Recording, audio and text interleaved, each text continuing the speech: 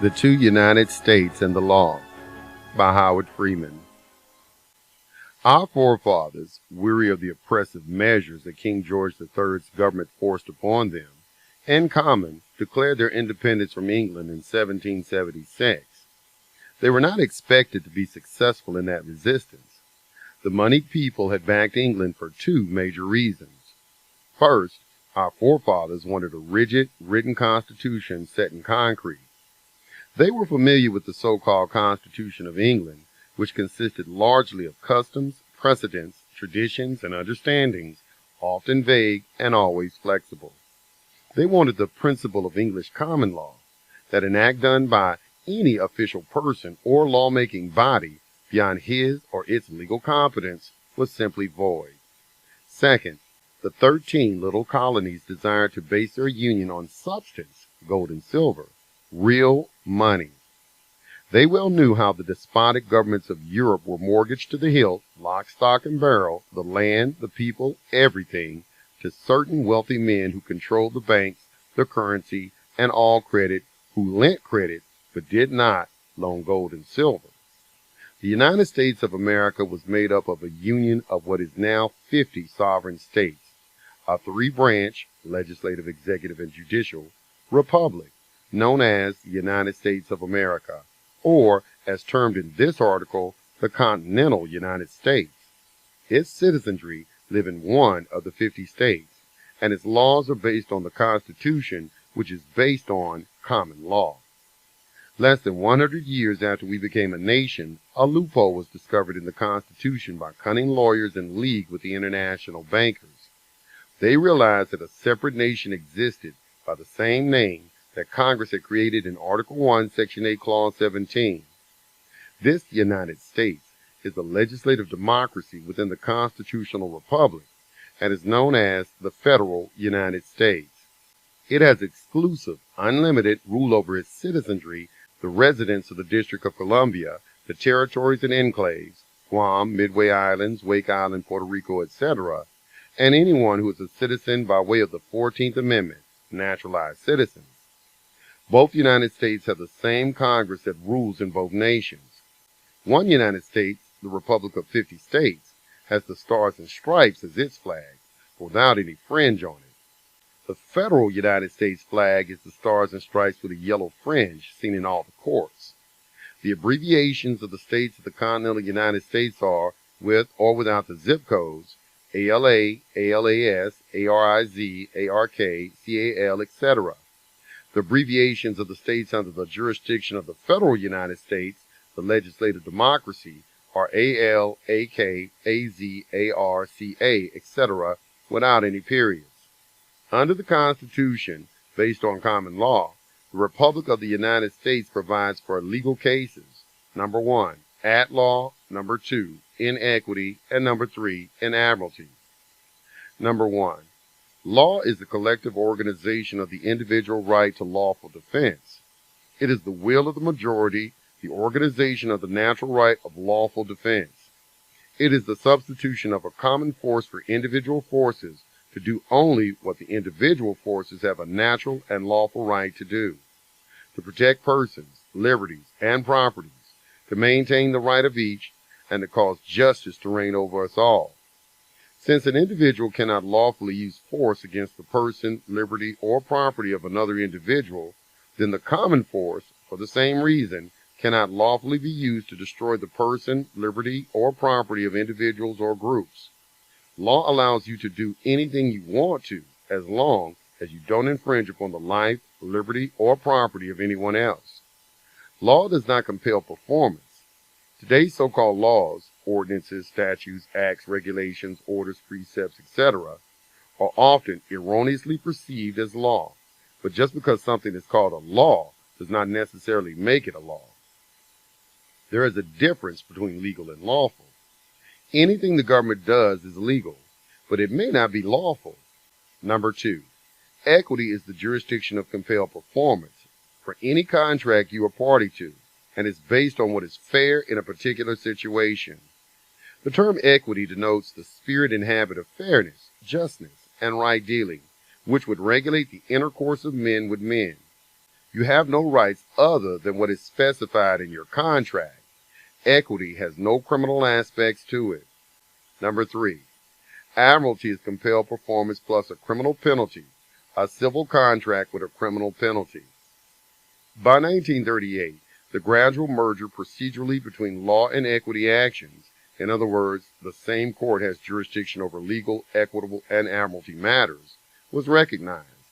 The nation was bankrupt and was owned by its creditors, the international bankers, who now owned everything. The Congress, the executive, the courts, all the states and their legislatures and executives, all the land, and all the people. Everything was mortgaged in the national debt. We had gone from being sovereigns over government to subjects under government through the use of negotiable instruments to discharge our debts with limited liability, instead of paying our debts at common law with gold or silver coin. The remainder of this article explains how this happened, where we are today, and what remedy we have to protect ourselves from this system. The present commercial system of law has replaced the old and familiar common law upon which our nation was founded. The following is a legal thread which brought us from sovereigns over government to subjects under government through the use of negotiable instruments, Federal Reserve notes, to discharge our debts with limited liability instead of paying our debts at common law with gold or silver coin. The change in our system of law from public law to private commercial law was recognized by the Supreme Court of the United States in the Erie Railroad versus Tompkins case of 1938, after which case, in the same year, the procedures of law were officially blended with the procedures of equity. Prior to 1938, all U.S. Supreme Court decisions were based upon public law, or that system of law that was controlled by constitutional limitation. Since 1938, all U.S. Supreme Court decisions are based upon what is termed public policy. Public policy concerns commercial transactions made under the negotiable instruments law, which is a branch of the international law merchant. This has been codified into what is now known as the Uniform Commercial Code, which system of law was made uniform throughout the 50 states through the cunning of Congress of the United States, which United States has its origin in Article 1, Section 8, Clause 17 of the Constitution, as distinguished from the United States, which is the union of the 50 states. In offering grants of negotiable paper, Federal Reserve notes, which the Congress gave to the 50 states of the Union for education, highways, health, and other purposes, Congress bound all the states of the Union into a commercial agreement with the federal United States, as distinguished from the continental United States. The 50 states accepted the benefits offered by the federal United States as the consideration of a commercial agreement between the federal United States and each of the corporate states. The corporate states were then obligated to obey the Congress of the federal United States and also to assume their portion of the equitable debts of the federal United States to the international banking houses for the credit loan. The credit which each state received in the form of federal grants was predicated upon equitable paper. This system of negotiable paper binds all corporate entities of government together in a vast system of commercial agreements, and is what has altered our court system from one under the common law to a legislative Article 1 court, or tribunal system of commercial law. Those persons brought before this court are held to the letter of every statute of government on the federal, state, county, or municipal levels, unless they have exercised the remedy provided for them within that system of commercial law, whereby, when forced to use a so-called benefit offered or available to them from government, they may reserve their former right under the common law guarantee of same not to be bound by any contract or commercial agreement that they did not enter knowingly, voluntarily, and intentionally. This is exactly how the corporate entities of state, county, and municipal governments got entangled with the legislative democracy created by Article 1, Section 8, Clause 17 of the Constitution, and called here the federal United States, to distinguish it from the continental United States, whose origin was in the union of the sovereign states. The same National Congress rules the continental United States pursuant to constitutional limits upon its authority, while it enjoys exclusive rule with no constitutional limitations as it legislates for the federal United States. With the above information, we may ask, how did we, the free, preamble citizenry of the sovereign states, lose our guaranteed unalienable rights and be forced into acceptance of the equitable debt obligations of the federal United States and also become subject to that entity of government and divorced from our sovereign status in the Republic, which we call here the continental United States. We do not reside, work, or have income from any territory subject to the direct jurisdiction of the federal United States. These are questions that have troubled sincere, patriotic Americans for many years. Our lack of knowledge concerning the cunning of the legal profession is the cause of that divorce, but a knowledge of the truth concerning the legal thread which caught us in its net will restore our former status as a preamble citizen of the Republic. The answer follows. Our National Congress works for two nations foreign to each other, and by legal cunning, both are called the United States. One is the Union of Sovereign States under the Constitution, termed in this article the Continental United States. The other is the legislative democracy, which has its origin in Article 1, Section 8, Clause 17 of the Constitution, here termed the Federal United States. Very few people, when they see some law passed by Congress, ask themselves, which nation was Congress working for when it passed this or that so-called law?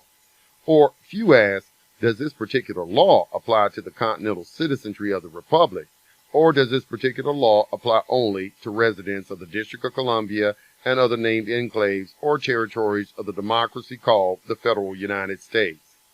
Since these questions are seldom asked by the uninformed citizenry of the Republic, it was an open invitation for cunning political leadership to seek more power and authority over the entire citizenry of the Republic through the medium of legalese.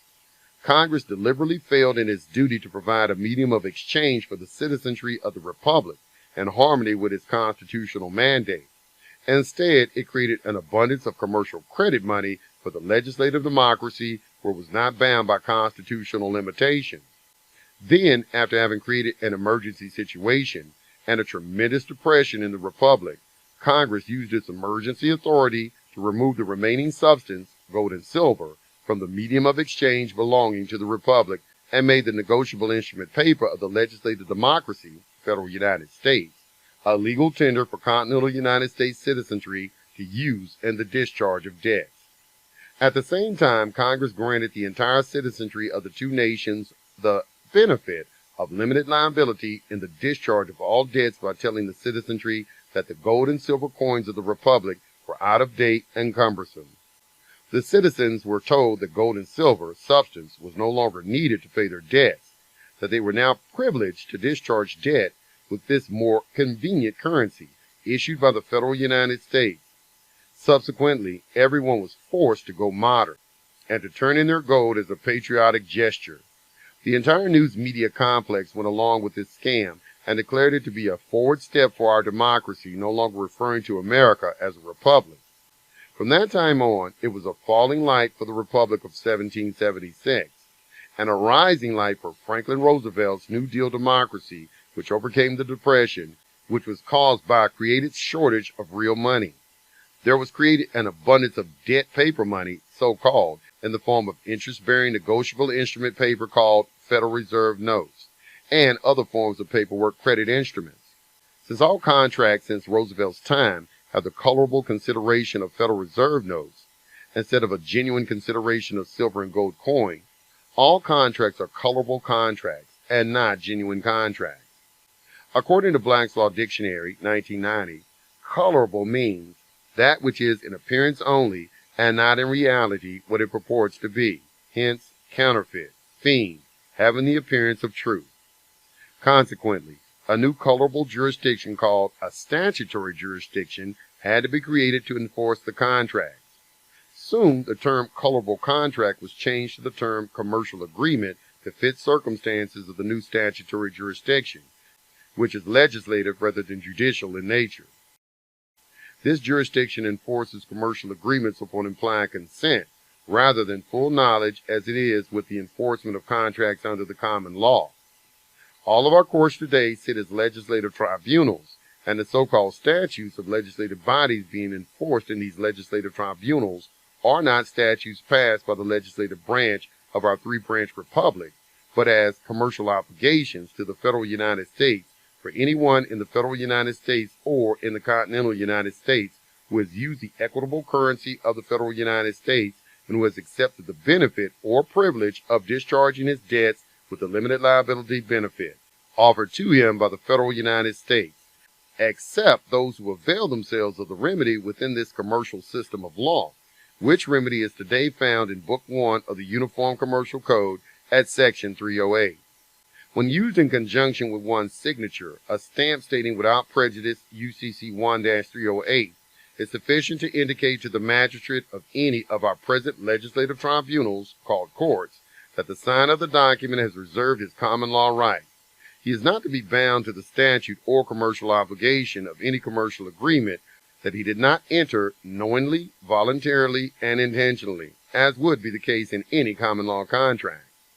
Furthermore, pursuant to UCC 1-103, the statute, being enforced as a commercial obligation of a commercial agreement, must now be construed in harmony with the old common law of America, where the tribunal/court must rule that the statute does not apply to the individual who is wise enough and informed enough to exercise the remedy provided in this new system of law.